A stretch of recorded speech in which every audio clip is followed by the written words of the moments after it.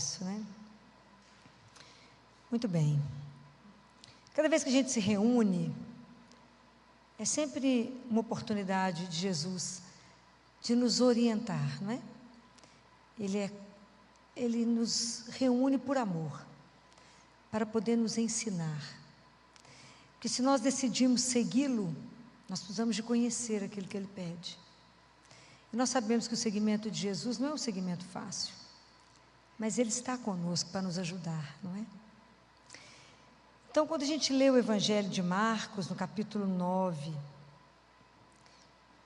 que foi a partir do versículo 30 até o 37, ele fala assim: quando Jesus caminhava através da Galileia, ele caminhava porque ele não queria que ninguém soubesse, porque ele estava ensinando os discípulos dele. Jesus estava a caminho de Jerusalém, onde ele iria morrer.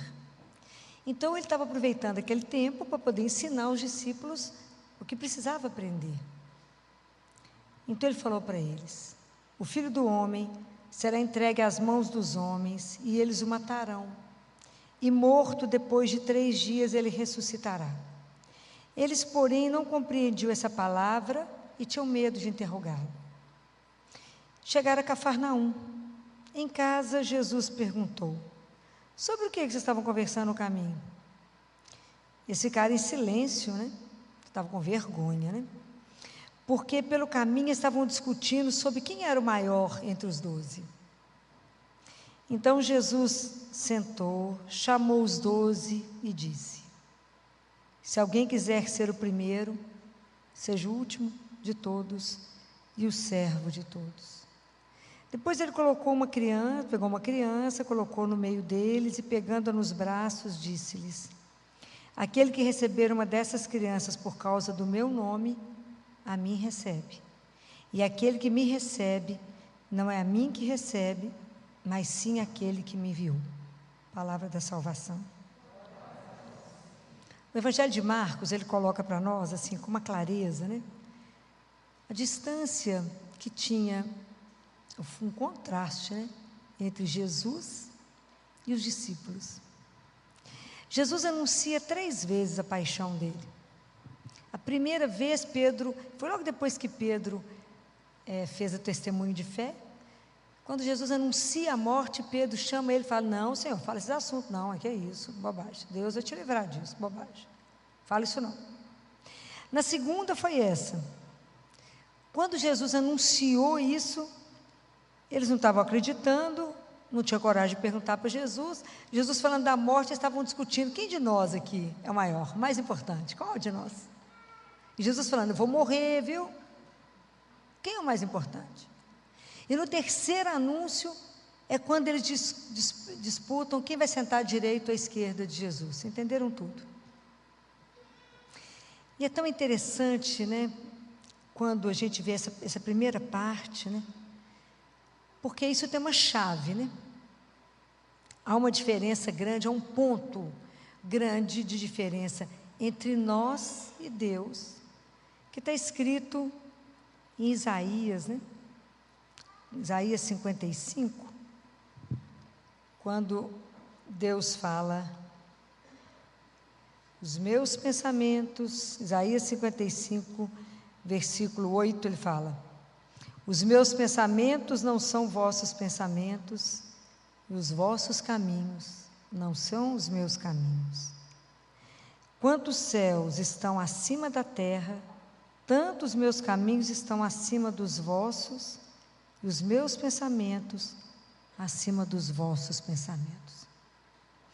Deus completamente disposto, né, a amar e a se entregar, né, a dar tudo, né, tudo, e porque Ele é Deus, né, Ele é a pura plenitude, Ele não se importa de ser o menor e de ser o último. Nós temos o efeito inverso de Deus, né? Porque nós somos muito pequenininhos, nós queremos ser grandes. Quem é o mais importante?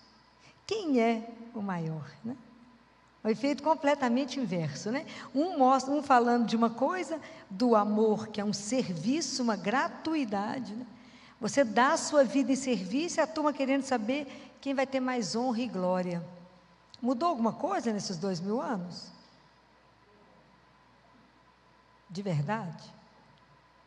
Nada, né? Piorou, né? Piorou bem, né? Mas olha como é que é o pensamento de Deus. Então, um dos maiores pontos de diferença entre nós e Deus é o orgulho.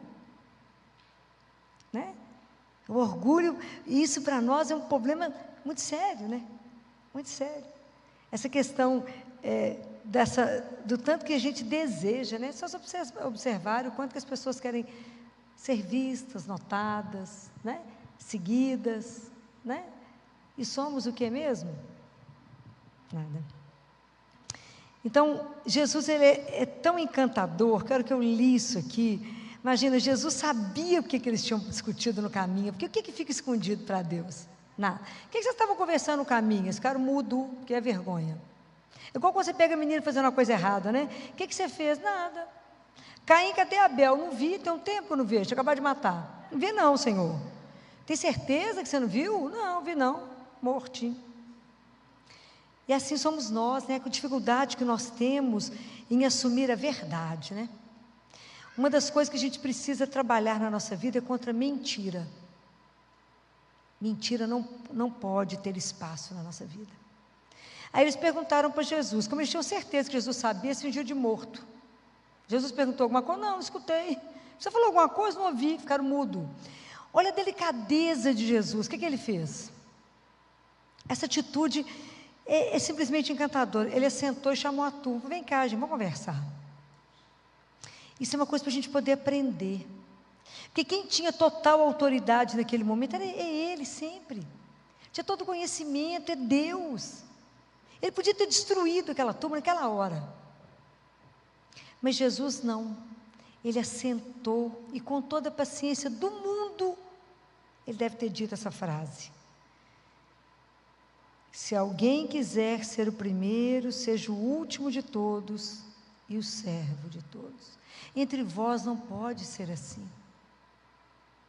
Então, as coisas que me chamou a atenção demais nesse aqui, foi Jesus ter assentado. Nós precisamos de pedir a Deus a graça de duas virtudes. Humildade e mansidão. Humildade e mansidão são duas irmãs gêmeas. Uma tem que andar coladinha na outra. Jesus falou assim, que a gente deveria pedir para ter o coração manso e humilde. Aprendei de mim que sou manso e humilde de coração. E encontrarás o quê? A paz. Vamos ver um pouquinho sobre isso, né? Encontrar. O que é a humildade? A gente tem um conceito muito errado de humildade. A humildade, da mesma forma como a consciência espiritual nossa, a nossa vida espiritual muda a partir do momento que eu descubro que eu sou filha amada de Deus. A humildade em nós é o momento onde a gente é iluminado e descobre que nada nesse mundo, nenhuma virtude, nenhum crescimento, nada eu posso sem Deus. Está escrito isso aonde? Evangelho de João, capítulo 15. A videira, nós estamos precisando estudar a palavra de Deus, como é que nós vamos crescer? Ele fala, sem mim nada podeis fazer. Se o ramo não permanece na videira, vai secar e vai morrer, porque sem mim nada. E quando ele fala nada, é nada. Nós não podemos nenhum pensamento útil, uma coisa boa, sem a presença de Deus. Então isso é a humildade, eu reconhecer que todo o crescimento que eu preciso, eu dependo dEle. Então tudo que eu faço, todas as obras que eu faço, não sou eu que faço, é quem faz? É Deus em mim. Que nada eu consigo sem Ele, nada eu consigo sem Ele. Então nós temos que entender que Deus nos deu vários dons e talentos. Quantos dons e talentos vocês têm? Inúmeros. Então, humildade, eu reconheço os dons que Ele me deu. Mas eu entendo que esse dom que Ele me deu exige de mim uma resposta. E eu tenho que pôr esse dom, esse talento para render. Ok? Então, mas quem faz isso tudo render é Deus. Nada, porque nós corremos o risco imenso da vaidade, né? Do orgulho. Falar, eu que fiz isso aqui. Olha que lindo. Eu que fiz. Não é? Vocês imaginam se Deus tivesse colocado etiqueta em cada coisa, eu que fiz? Nós estávamos com uma orelha de pendurado, eu que fiz. Feito por mim, não é assim? Então vocês imaginam, a primeira consciência que a gente tem que ter, que não somos nada. Mas em cima disso nós acrescentamos o pecado. E além disso nós acrescentamos duas coisas, que é o orgulho e a vaidade. Eu estou falando alguma bobagem? Mas é duro de ouvir, não é? Então vocês imaginam o que nós fizemos conosco, como é que Deus pode trabalhar em nós, com esse tanto de coisa dentro de nós, pois nós é que fazemos tudo. Então por isso que Deus, está escrito na palavra de Deus, que Ele resiste aos soberbos. Porque vocês imaginam se Deus faz uma grande obra em cima do soberbo, quem aguenta Ele? Ninguém. E aí ele cai no pecado mais grave, que pode comprometer a vida eterna dele, por causa da vanglória. Vanglória já diz que a glória é vã. Não é? Não pode. Isso é seríssimo. E nós temos que trabalhar isso dentro de nós. Está escrito na primeira carta de São Paulo aos Coríntios, no capítulo 3, que a gente fica disputando. Quem que é mais importante? Aí São Paulo fala assim, não é nem quem planta, não é nada, nem aquele que rega, também não é nada. Mas é aquele que faz crescer, que é Deus. Nós somos, está escrito aqui, cooperadores de Deus. Deus nos deu a vida para amá-lo, servi-lo e adorá-lo. Se coloca à disposição dele e fala, Senhor, o Senhor começou me dando a vida, porque nem isso eu sou capaz de nada, nem. E com a vida o Senhor me deu um monte de dom e talento. Então me ajuda a entender que eu não sou nada. Mas se o Senhor quiser me usar, estou aqui, às suas ordens. Então o Senhor me dá a graça para poder fazer as coisas. Compreenderam? Isso, a humildade, ela conquista o coração de Deus. E a outra virtude que anda colado é a mansidão. Porque se a humildade, ela segura o coração de Deus, a mansidão conquista o coração dos homens. Presta atenção, a nossa vida não é relacionamento? O ser humano é ser de relação. Por isso que Deus Pai, Jesus fala, se vocês quiserem ser o primeiro, vocês têm que ser o último. Então nós relacionamos aqui, relacionamos com o chefe, relacionamos com irmãos, na família, ok? E muitas vezes nós temos cargo de chefia. Jesus aqui era a cabeça. Ele podia chegar gritando com todos, não é assim? Porque às vezes a gente aprende que na vida você adquire respeito, importância, se você chegar gritando, né? Falando, sabe com quem que você está falando? Fala, sei, com o meu irmão, né? Irmãozinho, somos tudo igual, não tanto de nada, né? Mas às vezes a gente vai chamar a atenção de alguém, e a gente chama a atenção no meio de todo mundo, humilhando essa pessoa, destruindo essa pessoa. Você já recebeu humilhação? Às vezes a gente vai chamar, a situação ficou boa, não? Então, às vezes você vai chamar a atenção de alguém e humilha, e destrói o outro. Alguém olha para você no meio de todo mundo e fala assim, você é burro, você é incapaz, né? Gente, quando é residente, então o erro primeiro é nosso, né? Primeira pessoa que errou é o coitado do residente, ele nem abriu a boca, já está errado, nem estava lá no plantão, já está errado, e é destruído, e aí nós perdemos a chance de ter o coração do outro. Aí a nossa missão vai água abaixo. Compreendem? Sem a humildade e a mansidão, nós não vamos a lugar nenhum. Por isso que eu falei que nós precisamos pedir a Deus essas duas graças. A mãe que souber ter a mansidão, ela terá a educação dos filhos na ponta da mão dela. Porque é a forma de falar, é a firmeza, mas com você é afável. Você sabe chamar a atenção de uma forma que seja delicada, mas firme. Você vai pegar o seu irmão e levá-lo a algum lugar e falar, me mostra por que você fez isso aqui. O que foi que aconteceu? Me conta o seu lado. primeiro eu preciso saber por que você fez isso. Deixa ver a história. Então, porque assim você vai ter o coração do outro, e assim você poderá levá-lo até onde você quer, que é a Deus. Quando eu estou falando isso, eu estou falando da questão nossa evangélica, né? Que cada um de nós é um discípulo do Senhor. Nós precisamos de levar o nome do Senhor a todo lugar. Então, se nós queremos conquistar as pessoas para o Senhor, quando Jesus diz isso, se você quer ser o primeiro, seja o último, isso para nós é difícil, porque nós estamos inseridos numa sociedade que compete. Uma sociedade que vai te avaliar o seu sucesso de brilho. Jesus mostra o inverso. Então, caminhar com Jesus não é uma brincadeira, porque exige de cada um de nós uma conversão seríssima. É uma conversão profunda. Eu tenho que saber de verdade a quem eu sirvo.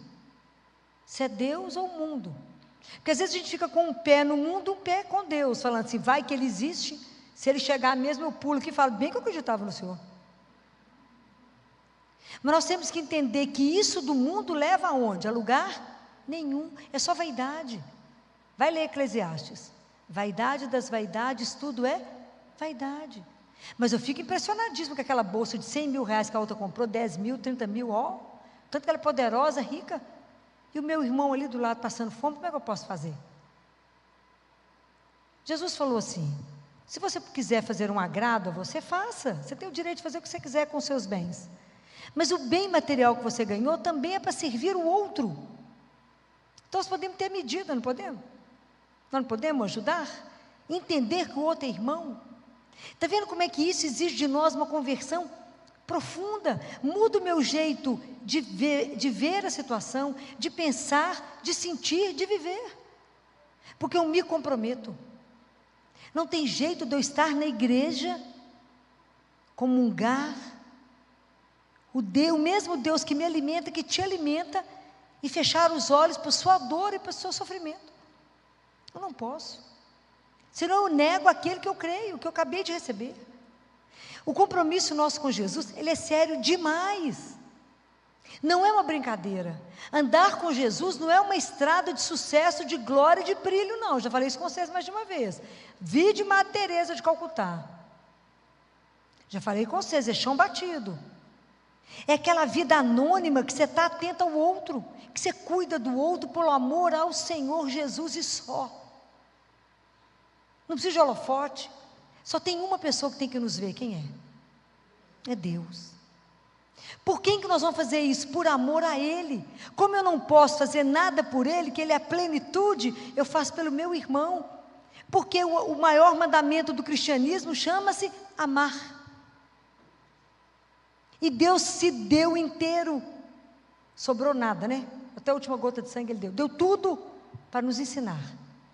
Que Ele, que era o maior de todos, se fez servo de todos. Eu não vim a esse mundo para servir, mas para ser servido, mas para servir. E o que nós estamos fazendo com a nossa vida, que o tempo é muito curto? Eu falo sempre com ele, Jesus, aproveita enquanto eu ando, falo, escuto, né? Que eu posso fazer alguma coisa. Eu já falei com vocês, quando eu penso naquela frase que ele falou lá, uma das frases que ele falou, tudo está consumado. Essa frase é para eu poder pensar nela todo dia, quando eu encerro o meu dia, que eu estou de joelho diante dele para encerrar o dia, eu falo, será que eu fiz tudo que o Senhor esperava que eu fizesse hoje? Será que eu posso repetir essa frase? Tudo está consumado hoje, por amor a Ti, por amor. Então a gente precisa pedir muito a Deus que nos dê a graça de entender isso, né? Que o meu nada, que eu não sou nada, mas que Deus em mim, ninguém cerca. Ninguém cerca. E que Ele vai me dar a graça da mansidão, que eu vou entender que eu vou atingir o meu irmão, não com arrogância, não achando que eu arraso, que eu sou mais do que o outro, não. Mas pela delicadeza, pela amabilidade, por ser afável com o outro, a gente não destrói o outro. Ele é meu irmão. Se ele cai, eu também caio. E todos nós somos frágeis. Então, por isso que a gente precisa aprender a se conhecer, para não julgar. A gente fala, não, viu como é que fulano está reagindo? Aí você pensa, será que no lugar dele me aguentar? Talvez pior. Então, se a gente aprende a se conhecer, a gente entende que somente Deus pode fazer as coisas, porque a gente é nada, um monte de miséria. De verdade, onde é que eu estou plantando a minha segurança? De verdade.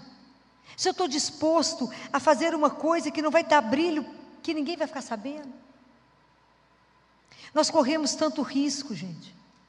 Tantos riscos nós corremos. É com a vanglória, com a vaidade. Então nós temos que ter cuidado demais. Então, há uns anos atrás, ainda lá na igreja de Nossa Senhora Rainha, e por isso algumas pessoas que vêm aqui, às vezes querem conversar comigo, eu gostaria tanto de poder ficar para conversar. Por que a Filó vai embora? Para não ir para o inferno. Porque um dia eu estava saindo, eu acho que ainda não era casada, saindo da igreja de Nossa Senhora Rainha, mas eu estava com o Anselmo. Quando eu estava saindo, uma mulher caiu de joelho nos meus pés. Eu achei que ela tivesse quebrado as pernas, que ela caiu de uma vez. E falou, me concede uma graça. Eu fiquei apavorada. Apavorada, que se chama-se idolatria. Eu estou no fogo do inferno de cabeça para baixo. Levantei essa mulher e falei, pelo amor do Senhor, a gente só ajoelha diante dele. Quem dá graça é Ele. Foi Ele que morreu por você, minha filha. Eu não dou um fio do meu cabelo para você, não. É o medo que eu tenho pavor de idolatria, pavor. Eu já falei com vocês mais de uma vez, eu sou uma irmã de vocês, que já caminhei um pouco mais. Por isso a gente assenta aqui, por graça de Deus, para pensar nas coisas que eu posso parar, avaliar a minha vida.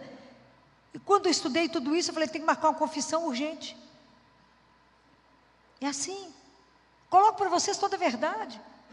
Será que se a gente não começar no nosso ambiente de trabalho, da casa, primeiro já não aceitando a mentira, nós já vamos fazer um caminho no mundo.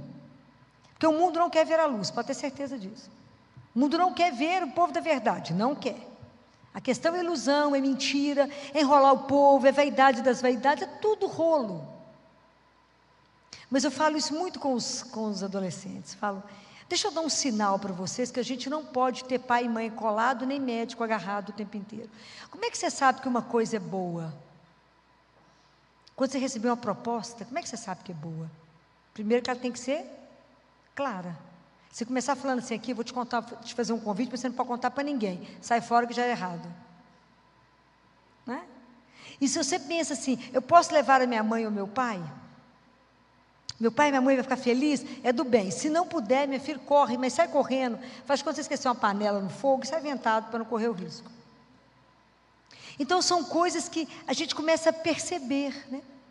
Então, se a gente não mente e não deixa a mentira crescer, se a gente cuida uns dos outros com amor, com misericórdia, como Ele cuidou aqui dos discípulos, e fala, Senhor, me ajuda a viver o que o Senhor colocou na minha vida e me fazer realmente a serviço do outro, ajudar o meu irmão, a cuidar uns dos outros, me ajuda a de verdade viver um evangelho, de verdade, porque se eu viver isto, eu vou fazer com que as pessoas possam entender e confiar em nós, e saber que o que nos move é o amor dEle.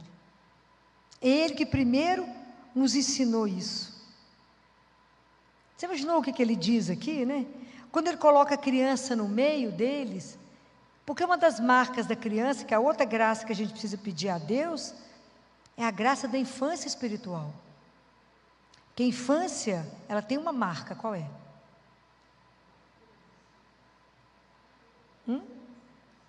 O quê? Além da inocência, qual é a grande marca da infância? Lembra não?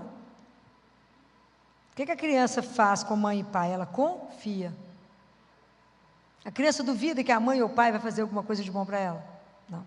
Então nós temos que ter uma relação com Deus de confiança incondicional. Quando você fala com ele, ele escuta e ele vai te responder. Você nunca duvide disso. Não fica uma oração sem retorno. Pode escrever o que eu estou te falando. Deus escuta. Deus se inclina para nós. Isso é de morrer. Ele está atento a tudo. Ele sabe quantos fios de cabelo você tem, o que está branco, o que está louro, o que está preto, qualquer coisa que você fez no cabelo, só ele sabe. Não tem ninguém que te ama como ele. Diga a gente confiar nisso. O menino confia. Ele nunca duvida. Ele dá a mão para o pai e deixa o pai ir para onde quiser, não é assim? Nós é que ficamos, mas para onde você está indo? Você está me levando para onde? A gente não entrega. Então, quando Deus vem ensinar isso, Ele vem nos ensinar que a gente precisa aprender a conviver uns com os outros. E é isso que Tiago fala na carta dele, no capítulo 3. Que nas nossas relações, né, gente? Nós não podemos ter inveja.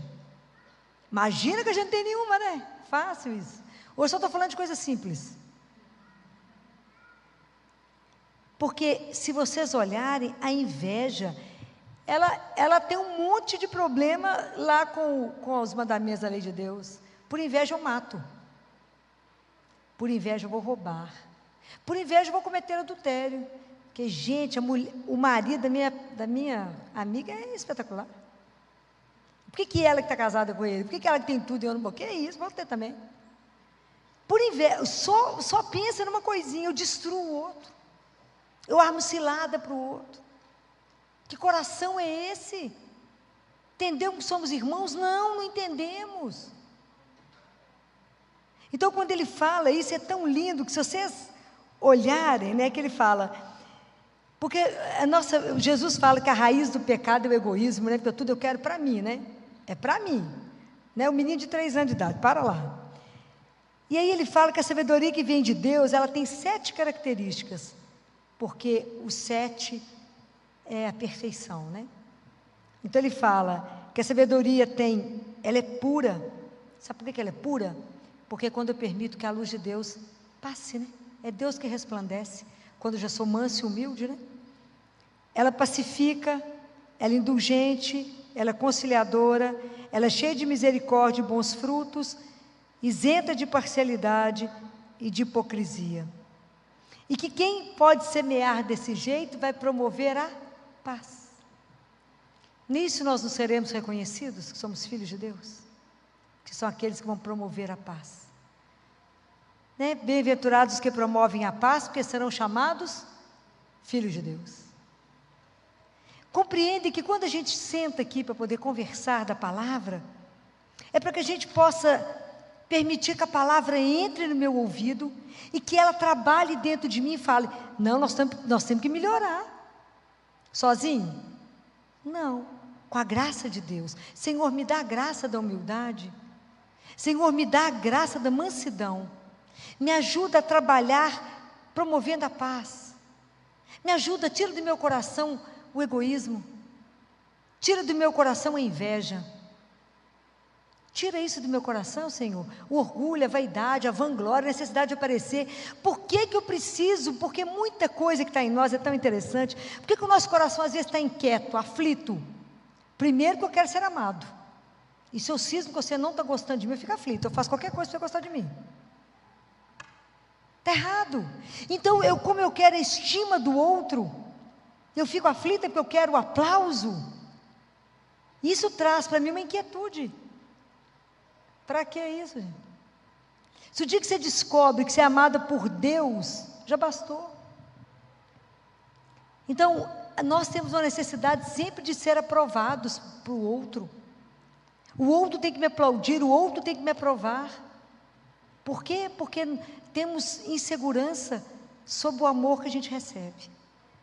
Então, é alguma coisa em nós que está quebrado, que precisa de cura de Deus. Quando eu percebo no consultório uma criança que tudo que faz, fala, mamãe, está tudo certo, precisa da aprovação de pai e mãe o tempo inteiro, fala, vem cá, fala, chama, está errado, porque senão ela vai ser uma adulta que vai mendigar afeto, e eu não vou deixar isso. E às vezes a gente vira mendigo de afeto e entra em relacionamentos que nos destroem. Por quê? Porque não temos o amor bem sedimentado dentro de nós. Compreende quanta coisa que a gente vai conversando, vai vendo que Deus precisa, a gente precisa escutar a palavra. Vocês nem imaginavam que dessa palavra a gente ia tirar tanta coisa. e que Deus pode vir trabalhar dentro de nós e nos curar. Faz Jesus, sabe que a colega de trabalho tem uma inveja dela, que eu queria ter aquele sapato igual dela. Tem gente que quer o seu sapato, quer a sua roupa, quer tudo seu. Tem que rezar por ela. Jesus não manda a gente rezar por aqueles que nos querem mal, não é assim? Se você cumprimentar só aquele que é bacana com você, que diferença você fez? Nenhuma. Então reze por aquele que te faz mal, por aquele que te deseja mal, por aquele que arma alguma coisa contra você. Reza por ele, sabe por quê? Porque o dia que ele conhecer a Deus, ele vai ser feliz. Fora isso, ele não vai ser, né? Então, nossa felicidade está onde? Em amar, ser amado por ele. Olha que coisa espetacular, né? O dia que a gente entender o que é ser amado por Deus, nós vamos ser insuportável. Porque é um amor que transborda. É um amor que ele cuida de você, ele sabe de tudo, ele né, é uma coisa. Caminhar com alguém que te ama realmente é algo que te deixa mal acostumado. Que você não vai colocar esse desejo de ser amado no outro, que é finito como você. Nós somos atraídos pelo amor, o amor é Ele. O ser humano tem sede de infinito, e o único infinito que nos preenche é Deus. Eu não posso colocar a minha sede de ser amado no outro, que é igual a mim, infinito, que acaba e morre. Mas somente naquele que é eterno, que é meu Deus. Não é? Isso é maravilhoso. Então hoje nós podemos pedir a Jesus um monte de graça. Você imagina Nossa Senhora que teve todas essas graças dentro dela, né? Ela que gerou, né? Mansa, humilde, né? Imagina que doçura. Tem que pedir a ela que seja intercessora das graças de Deus essa noite por nós. As graças que Jesus precisa derramar hoje no nosso coração, para que a gente possa caminhar melhor do ponto de vista espiritual. Afinal de contas, nós estamos nesse mundo para sermos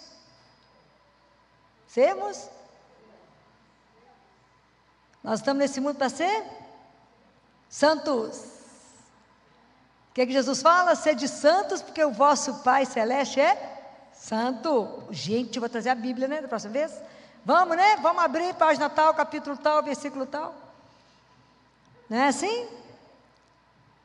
Porque o vosso Pai é santo. Mas como é que a gente vai conseguir alguma coisa? Somente pela graça de Deus. Ser santo é amar a Deus, ser amado e fazer a vontade dEle. A nossa única tristeza deveria ser a tristeza de não ser santo. Nós temos todos os dias a oportunidade de ser santo e recusamos ela. Nós temos que pensar nisso. É tanto assunto, né? Fica bom a próxima. Né? Então é isso que hoje eu queria trazer para vocês, porque tudo isso me fez pensar demais nas nossas relações humanas, onde eu tenho o poder de trabalhar, a graça de trabalhar agora com essa consciência, a mansidão. Nós precisamos de pedir a Deus a graça.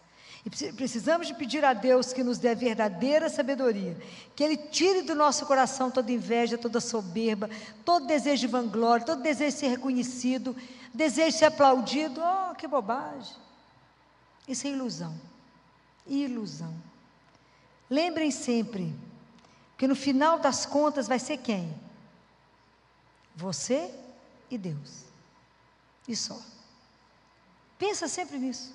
Quando você estiver diante de alguém muito difícil, você fala, como é que agora, né, eu tenho que amar isso aqui, que é bem difícil. Aí você pede a Jesus a graça, caladinho assim, me ajuda a vê-la com os seus olhos. Me ajuda a amá-la como o Senhor a ama. Me ajuda. Me faça lembrar que nós somos irmãos. E que o meu testemunho ajude ela a te encontrar. É assim. Por isso que o nosso processo de conversão ele é tão difícil, tão lento. E sempre. Então hoje nós temos aqui a missão essa semana de confessar, né, a nossa soberba, a nossa falta de humildade, as nossas vaidades, as nossas invejas. Nós temos que pedir perdão a Deus. Nós temos que marcar confissão.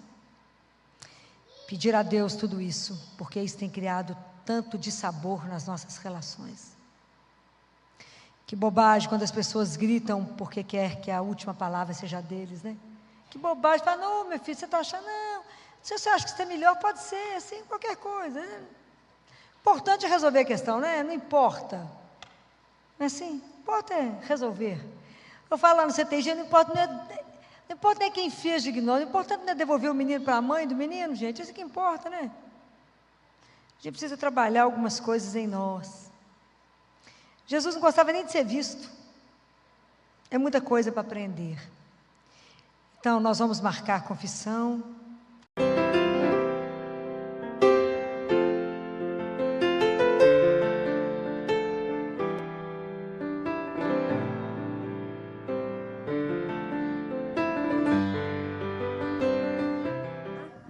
Senhor, nós te entregamos a Filó, essa tua serva fiel, Senhor, e que tanto tem sido usada por ti como um instrumento de transformação nas nossas vidas, trazendo o nosso olhar para onde ele deve estar, que é em ti, Senhor.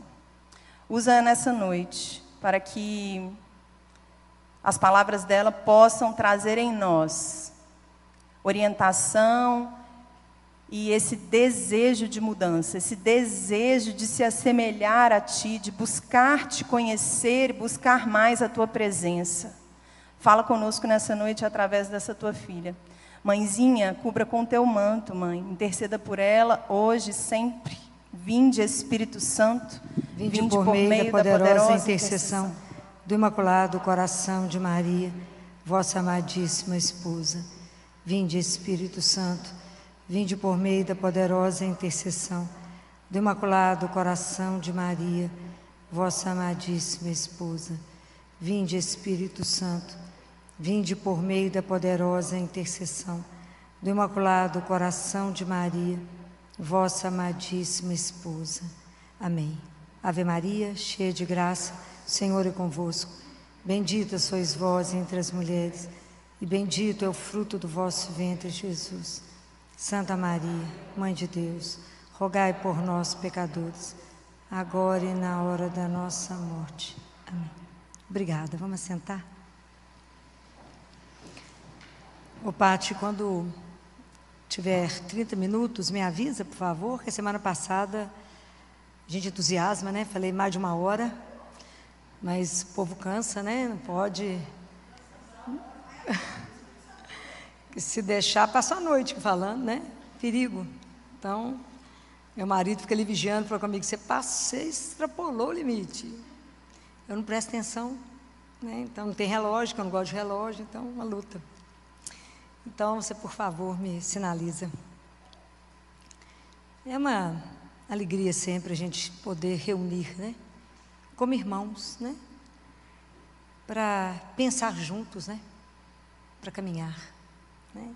Nós que queremos estar, né, encaminhado com Deus, né? Que bom. Eu queria conversar com vocês de um tema que está em Jeremias, que foi a primeira leitura de domingo, Jeremias capítulo 17, quando ele diz, Jeremias diz, bendito o homem que se fia em Yahvé, cuja confiança é Yahvé. Ele é como uma árvore plantada junto da água, que lança suas raízes para a corrente. Não teme quando chega o calor, sua folhagem permanece verde. Em ano de seca, não se preocupa e não para de produzir frutos. A confiança, ela é um caminho, né? É um caminho. Como todo caminho, ele nem sempre é reto. Às vezes tem momentos que o caminho está liso e fácil de andar. Tem momento que o caminho é íngreme. Tem momento que tem umas descidas perigosas. Às vezes tem uns quebra-mola, né? Tem uns buracos. Então, o caminho, ele não é muito fácil.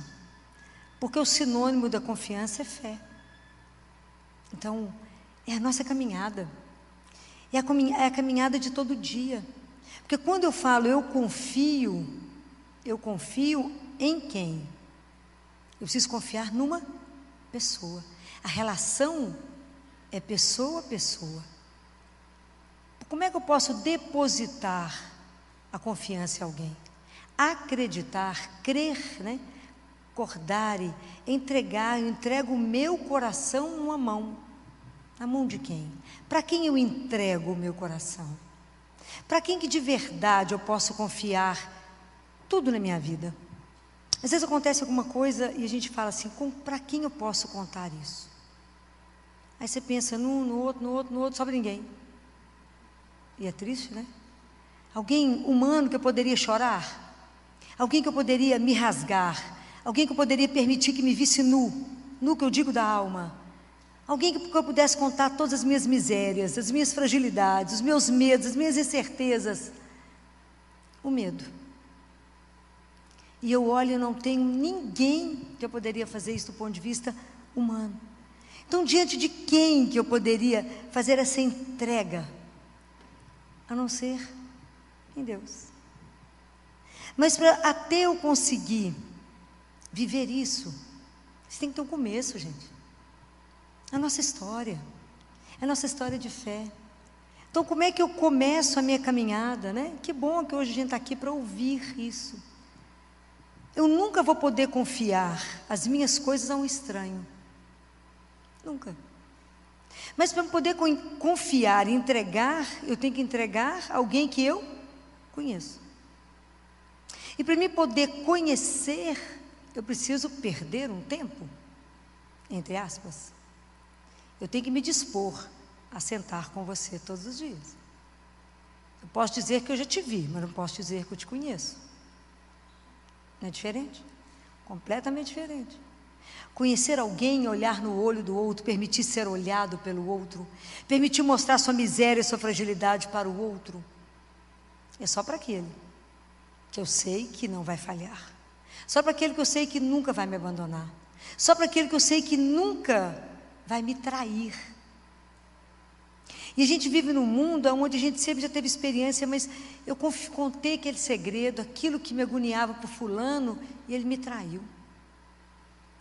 Então, porque às vezes a gente é tão difícil de confiar, a gente transfere isso para Deus, né? Para Deus é outra história. Ele é o Senhor. É aquele que me ama, aquele que me conhece, aquele que me criou, aquele que toma conta de mim, que nada passa despercebido, aquele que eu caminho sob o olhar dele. Então, para que eu possa fazer essa entrega que está aqui, ser bendito, ser bem-aventurada como Maria foi, porque acreditou, não foi isso que Isabel disse a ela? Bem-aventurada és tu, Maria, porque acreditaste. Por que essa bem-aventurança não acontece na nossa vida? A tradução de bem-aventurado é feliz és tu, que acredita na palavra do Senhor teu Deus, que não duvida que Ele caminha contigo, que não duvida que Ele é o Senhor, que seus fios de cabelo da cabeça estão contados, que Ele te tem na palma da mão. Bendito és tu que não fia nas tuas mãos, mas confia naquele Deus que confiou, que te disse, eu te amo. Mas esse é um processo. Por qual que é a maior dificuldade desse processo nosso? Onde está o nosso gargalo, né? Onde é que a coisa aperta? Onde vocês acham? Porque muitas vezes a nossa fé é igual uma onda do mar, né? Sobe, a gente está na alta, reza quase que noite e dia. De repente, esquece da oração. Vai e volta. Nós não temos uma fé madura. Nós não caminhamos na maturidade. Nós não colocamos Deus como de verdade o centro. Ele vive por muitos anos da nossa vida como um apêndice, como um gênio da lâmpada. A coisa aperta, eu esfrego e falo, só faz isso para mim? Então, se a gente tiver a coragem de se avaliar, a gente vai ver que a maioria das nossas orações é só pedidos. A gente não reza, a gente pede. Jesus, só me dá isso, me dá isso, me dá aquilo. Então tá, muito obrigado, em nome do Pai, do Filho e do Espírito Santo, amém. Isso é oração? Não, é petição. É proibido pedir? Não, claro que não. Mas o que é orar? Orar é encontrar. Eu vou me encontrar com aquele que é o meu Senhor, que é o meu amor. Eu vou encontrar com Ele. Eu vou rasgar o meu coração. Fala, você ouviu aquele negócio que aconteceu? Você ouviu isso assim? Você ouviu o que eu estou pensando? Você viu o que eu estava pensando em fazer? O senhor está de acordo? Você viu o que eu estou sentindo? É assim, conversa tudo, não passa nada.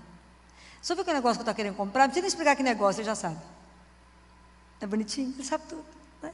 Mas troca ideia com ele, passa tudo para ele. Convida ele sempre para um café, para um chá, vai tomar uma água, vai, vem aqui, vamos tomar uma água, conversar, tocar um dedo de prosa. É assim.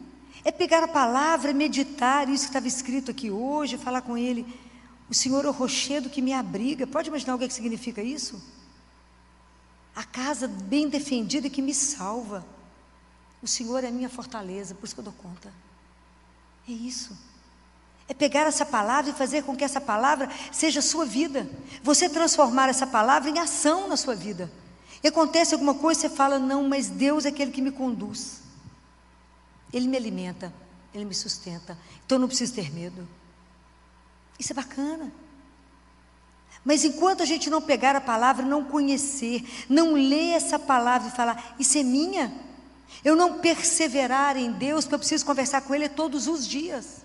Não é de vez em quando, não. Você imagina, a gente ignora um Deus vivo que caminha conosco. Fala, Filó, você tem certeza? Tem, pois Ele falou, eu estarei convosco todos os dias. Você acha que Deus ia atravessar o universo para falar bobagem? Não ia. Ele veio nos dizer uma verdade.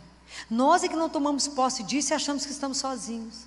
E nos sentimos em solidão, e nos sentimos abandonados, porque não olhamos para Ele. E não entendemos que Ele está conosco. E não dividimos, não, mas esse assunto eu não posso falar com Jesus. Falei, claro que pode, fala tudo com Ele. Primeiro que Ele já sabe, né? Então é melhor ser contado que o outro contar para Ele. Fala, fulano me contou que você está fazendo isso. Não, já sabe. Trazer e tê-lo como um amigo, como aquele que de repente você só vai olhar. Prestem atenção. Na maioria das vezes a gente é igual aquele cipó da África que rasteja. Para que a gente possa ver a luz, é preciso subir. E muitas vezes a nossa vida, quer dizer, o cipó só consegue ver a luz se ele se enrola numa árvore. Senão ele vai continuar cipó. Para que a gente consiga ver a luz que é Jesus, eu me enrolo nele mesmo. Eu agarro nele e falo, Senhor, eu preciso ver. Senhor, me ilumina. Mas confia que Ele vai te dar a direção. Pois falou com Ele, Ele não é surdo. Ele nos escuta. Então, se eu não me alimento todos os dias, como é que eu vou conseguir viver essa confiança quando chega a seca? Falo, quando chega a seca, Ele não se preocupa, porque Ele não para de produzir frutos. Por quê? É nele que está a força? É nele que está a fonte? Em quem que está? Em Deus. Qual é o nosso grande problema? Primeiro é desconfiar de tudo. A gente desconfia desse amor, a gente desconfia que Deus vai nos ouvir, a gente desconfia que Deus vai nos ajudar, a gente fala, mas será que Ele vai fazer esses negócios mesmo que a Filó fala? Faz e faz mais, muito mais. O dia que a gente, e sabe o que é maravilhoso, né? Que Deus nos permite experimentá-lo. Ele é tão doce, né? Que Ele nos permite experimentar. Hoje um adolescente chegou lá no consultório, não sei se a mãe dele está aqui, mas foi bonitinho que ele foi fazer uma prova de seleção e a mãe falou com ele, meu filho, não sei se vai ter jeito, não. Aí ele entrou no colégio, viu um tanto de imagem de Nossa Senhora, falou, isso aqui é um colégio católico? Ué, então, eu não sou amigo de Jesus? Ele não é meu amigo? Então a vaga é minha. Então, isso é espetacular, porque, e a vaga foi dele mesmo. Então, por que isso é espetacular? Porque o que nós temos que voltar na nossa vida? Na infância. Chama infância espiritual. Eu preciso crer somente. Igual a criança. A criança simplesmente ela tem certeza que o pai e a mãe vão cuidar. Por quê? Porque ela confia no amor. Por que eu tenho certeza que Deus vai cuidar de nós, vai fazer tudo que é certo e direcionar tudo que é certo, nos cuidar, nos proteger? Por quê? Porque Ele nos ama. Esses dias uma mãe falou, Filó, eu perdi o neném. Eu falei, perdeu nada, agradece a Deus. Se Ele tirou, enquanto você estava gestando, nas primeiras semanas, de alguma coisa, Ele te livrou. Agradece, o dia que a gente aprender a agradecer a Deus pelo sofrimento, pelas coisas que chegam, porque Ele está nos educando em tanta coisa. Quando você tem uma criança que você fala com ela assim, não pode pegar a faca, e ela chora, você vai voltar atrás e dar a faca? Você sabe que se ela pegar a faca, ela vai trazer um mal muito grande a ela. Então a gente permanece do lado, ela não te escuta, fica com raiva de você e nem te olha, não é assim? Fala, por que você não quer me dar a faca? E não tem compreensão para isso. Assim é a gente com Deus. Você pede uma coisa, Ele não te dá. Você fala, mas Ele não me ama. Compreendem? E fala, um dia você vai entender que eu não te dei isso agora, que você não está pronto e não será bom para a sua vida. O dia que confiarmos nele, você vai falar assim: obrigado, hein, pelo que você tirou. Se fosse bom, o Senhor me daria.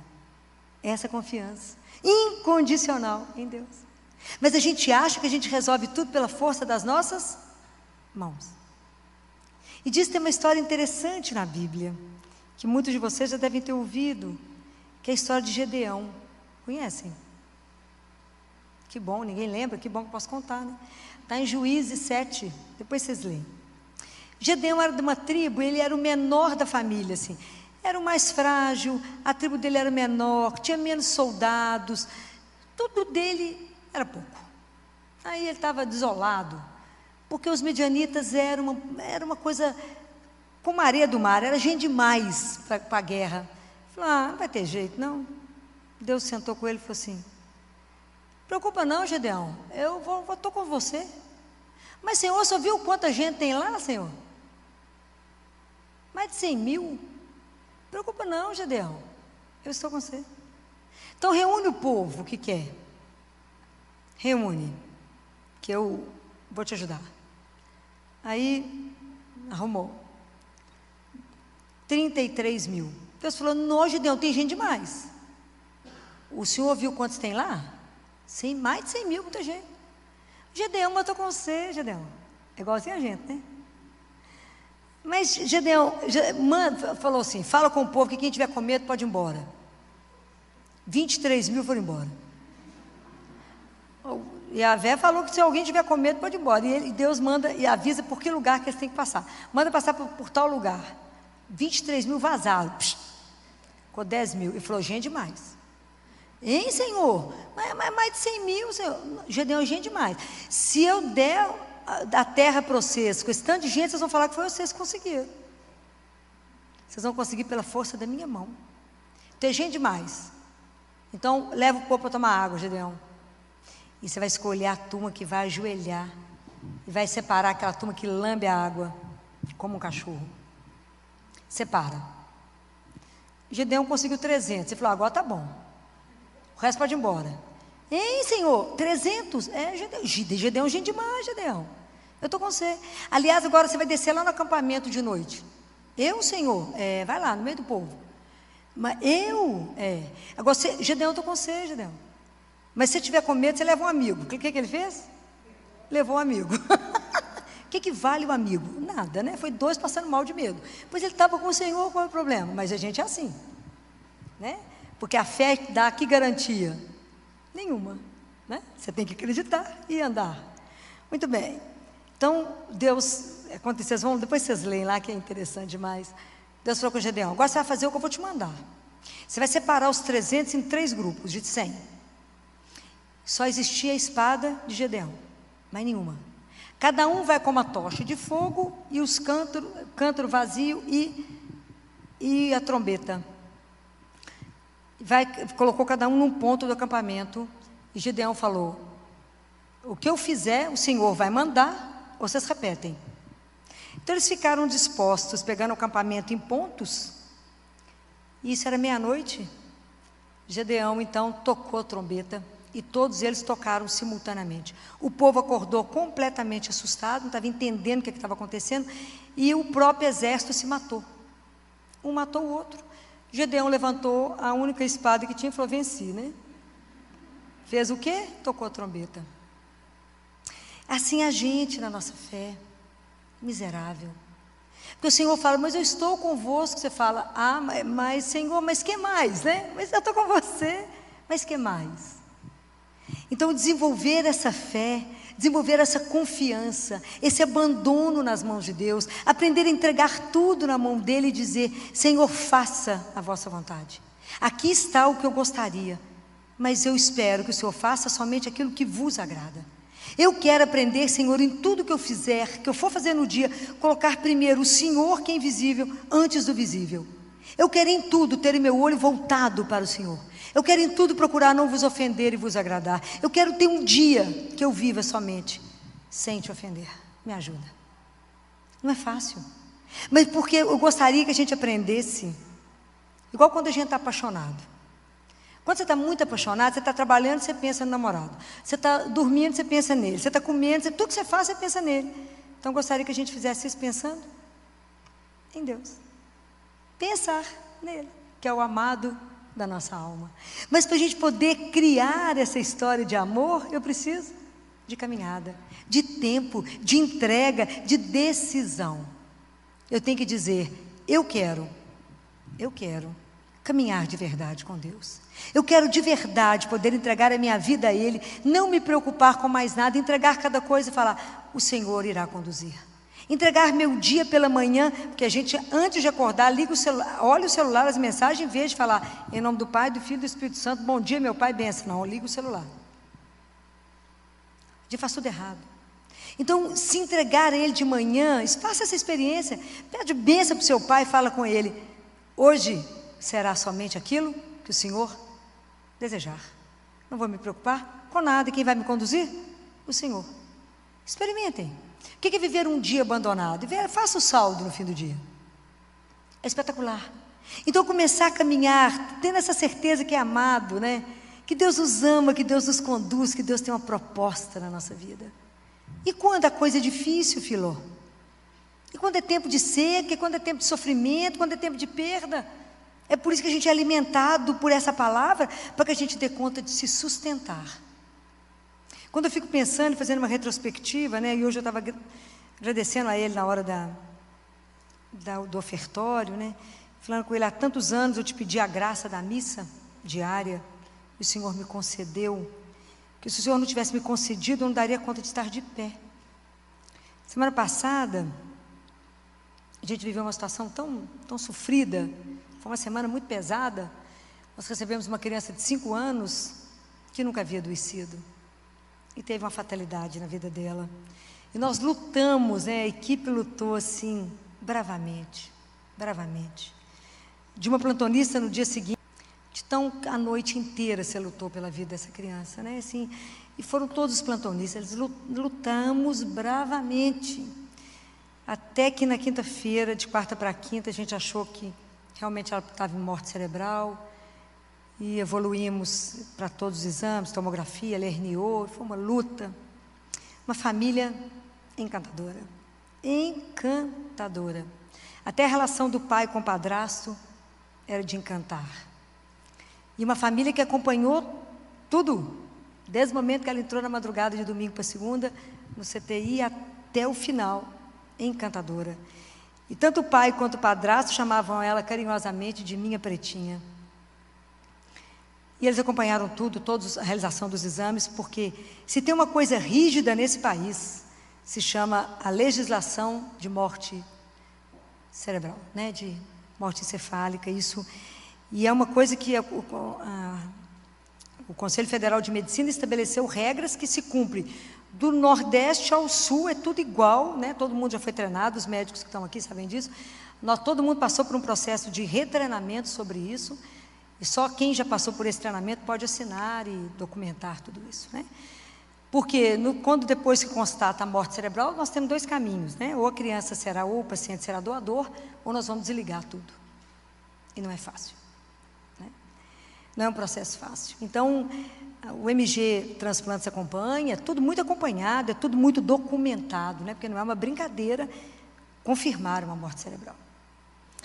Infelizmente foi confirmado, o MG entrou em contato conosco já no final da noite de quinta-feira e disse, infelizmente não será doadora de nada, e a família estava disposta a doar tudo. Na sexta-feira pela manhã a família chegou para participar, fazer a entrega da doação, né? E coube a mim, né, estar com eles, né? E eu disse que infelizmente ela não seria doadora, então que o caminho seria desligar tudo. Não é mole. Ninguém faz isso sem chorar, né, gente? Uma menina de 5 anos, de 31 quilos, imensa, uma boneca. E aí foi muito interessante que eu falei com eles, mas nós não vamos fazer isso simplesmente, desligar. Porque cremos em Deus. E nós confiamos na palavra dele, que disse que a vida